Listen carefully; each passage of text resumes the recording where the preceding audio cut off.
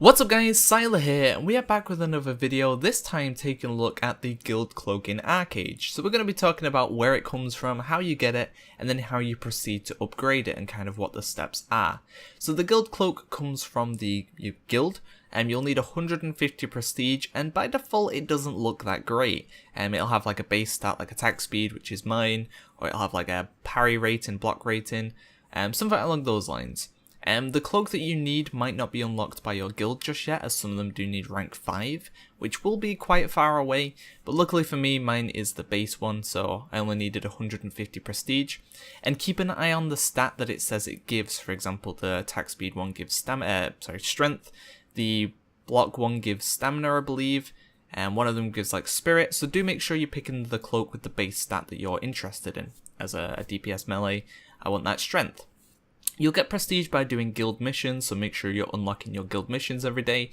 There is one that's repeatable, and it only gives 1 prestige, but it's useful if you're looking to, you need 4 more prestige to get your cloak. You could do 4 repeatables and get it done. And then once you've got your cloak, you'll go to the regrade window, you'll click the Sythensis tab, you'll throw your cloak into the left, and then you'll need 2 Sythensis materials to put into the right. You can only regrade if you have 2. And there are cloaks in Auroria that you can get that can be used as a Sythensis material. They come from haunted chests. They're BOP, so you can't sell them. And then you'll also need these kind of Auroria shards as well, which come in various different qualities. And obviously the higher quality you get, the more experience it's going to give to your cloak. And every time you kind of level up your cloak, even feeding experience will increase the stats, only a little. And then once it upgrades, it will get a big chunk more stats. And then once it reaches a certain point, I believe it's like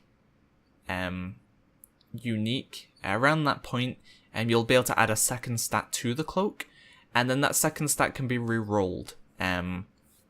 So make sure you're always picking there's kind of 2 options when you have your cloak. You'll be able to pick either the first option or the second option when it levels up. Make sure you're picking that first option, as that will be the one that adds the second stat onto it. You can't reroll the main stat, whichever it comes with by default, for example strength in my case. The strength can't be rerolled, but when you add this second stat to the cloak, it can be rerolled. So if, for example, I ended up with spirit when I picked my second stat, and I kept rerolling the spirit until I got stamina. So do make sure you are rerolling that second stat until you're happy. And then at one point, I think it's when you hit celestial or divine, one of the 2, you'll get a third stat. Now, unfortunately, the third stat isn't rerollable. You'll just have to kind of deal with it, and whatever it is, it is. So that's unfortunate, and if you do want to min-max, you may have to make more than 1 cloak. But to get these Sythensis shards, I went to Diamond Shores. I've not really seen them drop from anywhere else.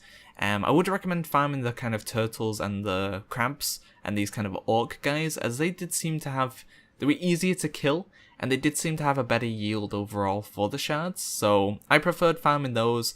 I'd check which side had them. It'd either be the west or east. I'd keep checking both sides. I'd come here during peace just to make it easier. And you can also get one of these haunted chests from anywhere in Auroria. It costs 200 labor to open, and it will give you a cloak of a kind of varying quality, and you'll be able to use that as a Sythensis material to give your cloak a big chunk of experience.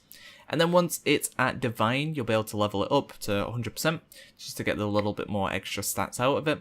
And then you'll be able to use it as a crafting material to get a Delphinad. But at that point, it's going to be a lot of materials to put down. I believe you need like the 20k honor thing that's needed for the Thunder Dash as well. I think you need 2 of those, and there's various other things that you need as well. So it's going to be very pricey to get.